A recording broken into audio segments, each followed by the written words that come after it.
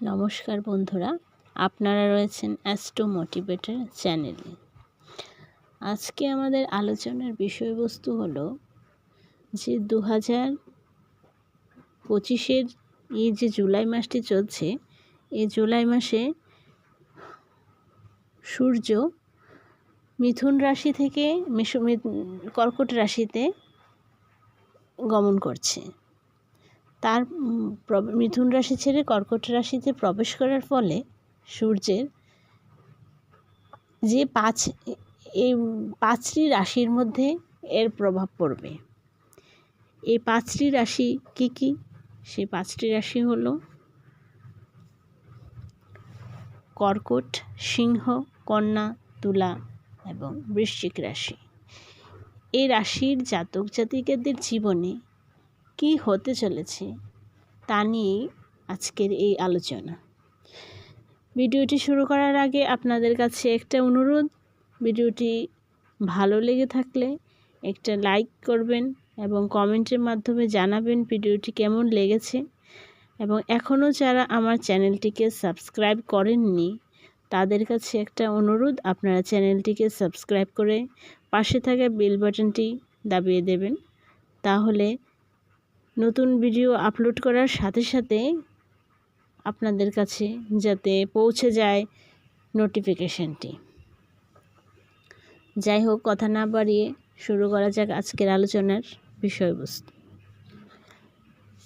সৌরজগতের রাজা হলো সূর্য। সূর্য এখন মিথুন রাশিতে বর্তমানে রয়েছে। মিথুন রাশি থেকে ছেড়ে আগামী 16 জুলাই বিকেল 5:17 কর্কট রাশিতে প্রবেশ করবে। কর্কট রাশিতে প্রবেশ করার ফলে পাঁচটি রাশির মধ্যে যে প্রভাবগুলি পড়বে, ভালো খারাপ তো প্রভাব পড়বে, সেই প্রভাবগুলি নিয়ে কী প্রভাব পড়বে সেই প্রভাবগুলি নিয়ে আলোচনা। কর্কট রাশির অধিপতি হলো গ্রহ হলো চন্দ্র। চাঁদের সাথে সূর্যের একটা ভালো বন্ধুত্ব সম্পর্ক রয়েছে। তো চাঁদ আর সূর্যের বন্ধুত্বের সম্পর্ক থাকার ফলে কর্কট রাশির মধ্যে তার কিছু প্রভাব পড়বে। তো কর্কট রাশির মধ্যে যে প্রভাবটি পড়বে সূর্যের এই গোচরের ফলে,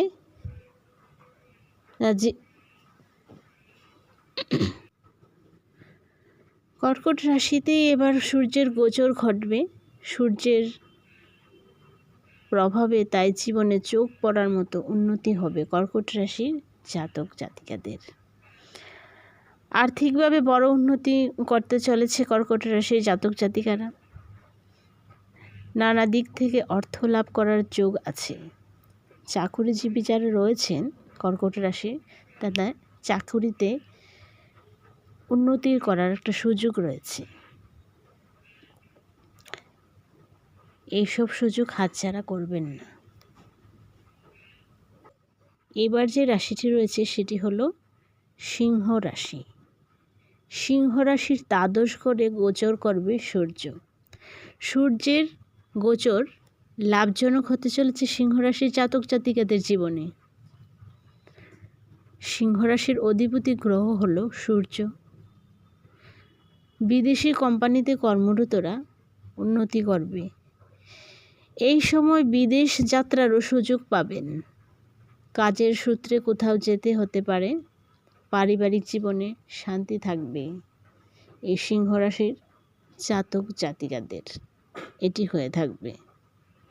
এবার তৃতীয় যে রাশিটির কথা আলোচনা করব সেটি হলো কন্যা রাশি।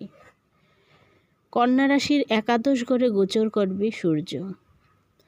এই পরিস্থিতিতে সব কাজে সাফল্য পাবে কন্যা রাশির জাতক জাতিকারা। নিজের সব কাজই আপনি ভালোভাবে করতে পারবেন। ব্যক্তিগত ও পেশাগত জীবনে ভারসাম্য বজায় রাখতে পারবেন আপনারা। সরকারি চাকরি যারা করেন তাদের চাকরিতে পদোন্নতি পাওয়ার আশা আছে।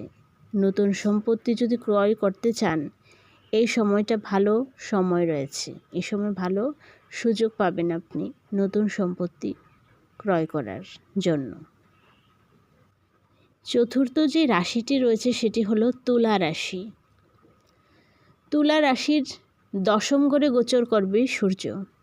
এই সময় আপনার ব্যক্তিগত জীবনে সবার সঙ্গে সুসম্পর্ক বজায় থাকবে, কেরিয়ারেও সাফল্য পাওয়ার যোগ আছে। বেসরকারি চাকরি যারা করছেন তাদের চাকরিতে উন্নতি করার সোনালি সুযোগ রয়েছে। কেরিয়ারে ভালো পারফর্ম করবেন ওরা, সমাজে সম্মান ও প্রতিপত্তি লাভ করবেন, পারিবারিক সমস্যা সমাধান হবে, বিভিন্ন দিক থেকে সুযোগ সুবিধা পাবেন এই সময় কন্যা রাশি, তুলা রাশির জাতক জাতিকারা। পঞ্চম যে রাশিটি রয়েছে সেটি হলো বৃশ্চিক রাশি। বৃশ্চিক রাশির দশম ঘরে গোচর করবে সূর্য।